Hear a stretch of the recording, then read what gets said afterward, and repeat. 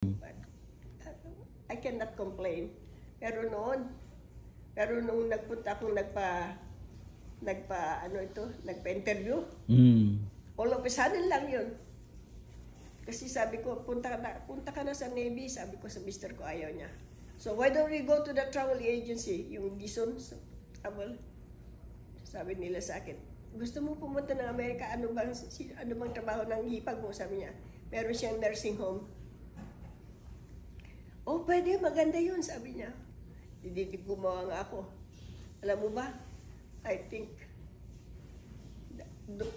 nag-apply ako ng October, December, andito ako sa Amerika. Bringing with me my whole family, including my husband and my 6 children. So how old were you then? I was 38.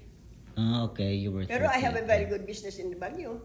In Magandang the business. Philippines, okay. Wala naman kayo ginaya the placement for Ano? Wala naman ba placement? Kasi Wala, I didn't pay anything. Sabi nung nag-interview sa akin, sabi niya. So what year when you 79. got here? 1979, okay. 38. Sabi niya sa akin eh. Okay, sabi niya sa akin. Why are you applying? Sabi niya. I thought you're not supposed to apply because she's your sister-in-law. How are you related to your employee? Sabi niya. It's my sister-in-law. No, you cannot do that, sabi niya. Let me talk to the embassy.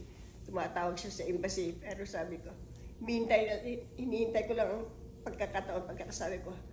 How do you like this, the Philippines, sir? Sabi ko, it's too hot here in Manila, isn't it? Sabi ko sa kanya, oh yeah, it is too hot. In fact, I had an accident along the road, sabi niya. Then after that, binaba niya yung telepono, sabi niya sa akin, why don't you stand up? Sabi niya, okay, I'll stand up, sir. Sabi ko, raise your right hand, sabi niya. Nagganyan niya ako. I'm giving you an immigrant visa, bringing with you your whole family. Wow. Sabi ko, you know, sir, sabi ko, I've been asking the Lord for $1, but He gave me $1,000. I've been giving me this. Amen, yeah. Well, kaya marami akong natulungan dumating dito. Si Rieng. So can you tell me your life before then when you were in the Philippines? Before that, I had a good business. Mm. Nagsusupply ako ng mga hotel, schools, hanggang sa Silang Cavite. Hanggang sa ano na ito, sa Malacanang. Malacanang. Wow, Malacanang Palace. farm, di ba yun sa inyo? Ha? Business niya? Mga gulay? Oo. Alam mo, pupunta pa sila sa bahay. Kaya nga si Mrs. Marcos, naging customer ko yan. Si Gloria Romero, naging customer ko yan. Si Nora Honor, naging customer ko yan. Sila, yung basketball players, lahat yan, nagpupunta sa festival. Mga famous But before that, celebrities. I have nothing. I don't have any. Nung maliliit kami, So from rags to riches, right, kasi, Mami? naglo-laundry ako. Alam mo, pinaglalabahan ko pa yung mga pampam. What is pampam? Yung mga prostitutes. Prosti. Sabi ko, baka mamaya makuha ka. Hindi, I will not believe in that. Saka ang kuha namin noon, yung plansahan na lalagay mo ng uling. Pagkatapos yan, dinala ako sa baryo. Doon sa baryo, nagsaka ako. And I was only 14 years old. So you were 14 years old when you started doing, farming. For 4 years. For 4 years, wow. Pagka mayroon akong nakuha na sa trabaho ko, I walked 4 miles. Parahin ko lang yung bus station para ipapadala ko sa mga kapatid ko, mga anak ko, mga nanay ko.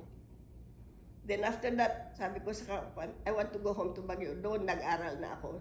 When I was 3rd year high school, I met my husband. Ayaw ko sana pero na parang mabait naman siya sa akin. Yun, so I met and then I got married when I was 19. Alam mo ba, my first menstruation I was 19. Walang-wala kami. Ayaw ako ng mother-in-law ko because igurot nga. Gusto nila, asawa nila, may gurot din ang asawa. Kinakantyawan nila. So, Mami, you are igorot. No, my husband is. So your husband is, Aborigines, okay. Mm-hmm. Okay. Bontok. Alam mo yung bontok, yung mga... Oo. Oh, Yung mga headhunters. wow. Sino pa kayo doon? Ha? Yes. In Baguio, yeah. Sa ano? She just sold it, right? Your house in Baguio City. Ngayon na. Yeah. Before I came over. Before Pero she meron came kaming over here bahay. in the US. Okay. Hindi, I mean yung ano, yung asawa niyo, yung sa buntok. Hindi. Wala rin sila. Alam mo yung asawa ko, yung tatay niya, they were the first one who had their own bus. Kagaya ni Dangwa. Mayayaman sila. And they're educated. Yung ano nga pa. Wow. Very educated person. My husband is the only one that has yung bang responsibilidad until nagkaroon na sila ng relationship sa kung sino-sino. It is because noong kasi nagdidegosyo ako, maaga pa lang umaalis na ako. Nagkukaan ako ng mga gulay para pagkatapos kong magkuha ng mga orders namin, fill upan na nila, ako naman umuwi, nagluluto ako. Pagkatapos dinadala ko ulit sa pisto, maraming mga bibili ng pagkain sa akin doon. Ano, tuluto din ko yung mga... Ay, oo. Tatanungin na sa akin, anong lulutuin mo ngayon? Bigyan mo ako, pagdating ko sa pwesto namin, andyan na, nakapili na lahat. Ang mga bibili, sabi pa ni mister ko, bakit nawalan na tayo ng ulam? Bumili ka na lang sa restaurant. Wow. Ubos. That was a great story. But you know what? When I came here, we have nothing also. Yeah. But we have money. Meron kami mga, siguro $7,000. To start Kaya to start. bumili kami ng bahay. Yeah. Sa San Jose, nag-down kami ng 6,000. Okay. Kasi maganda nga ang negosyo namin sa Baguio. So, nagkaroon kami ng 6,000. Pagkatapos nung bumili namin doon, we bought it for 65,000. Pero ang interest noon is 29%. Pataas din. But even then, nung nagpasyal kami dito, nakita namin dito, that's why we bought it. So, Ma'am Minita, so what can you advise doon sa mga nagsisimula, yung mga immigrants dito sa US, Filipino immigrants, or I would say be patient and endure. And make, yung ibig ko sabihin, you just have to face whatever is there because patience also sometimes gives you the willingness to Amen. do Yeah. what God has for you. Kasi hindi natin alam ang future natin pero mas alam naman niya kaysa sa atin. Amen. Yeah. Determination. Kaya nga sabi nila sa akin, ang daming naiingit sa akin ba. Pero kuminsan when I was very new, nagagalit ako, sabi ng anak ko, Mom, just remember, you have a good life. So that's the reason why that naiingit sila sa'yo. So don't be bothered. That's why this house is very valuable sa akin because we have nothing. Life is so good when you are with the Lord. Don't worry. From rags to riches, and I know. Look at me. I'm here kahit na papaano. I can share. I can give when I have. Amen. Hindi naman ako madamot. The Lord gives and the Lord takes away. Yeah, Right? hundredfold. So that's what it is. Kaya sabi ko sa inyo, be patient. Just continue to endure.